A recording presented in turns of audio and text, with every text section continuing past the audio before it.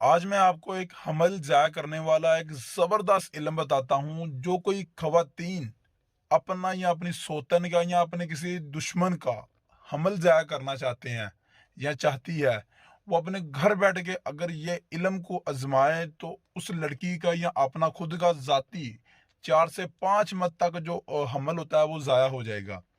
आपने करना क्या है कि ये जो तवीज़ आपको आ रहा है नज़र, इसे आपने डाउनलोड कर लेना है और इसका एक आपने जो प्रिंट करवा लेना है। इसकी बैक साइड पर उस लड़की का नाम, उसकी वालदा का नाम और उसकी डेट ऑफ बर्थ और उसका कितना मंथ है वो आपने लिखना है। लिखने के बाद उसी के रूम के अंदर आपने इसे छुपा देना है।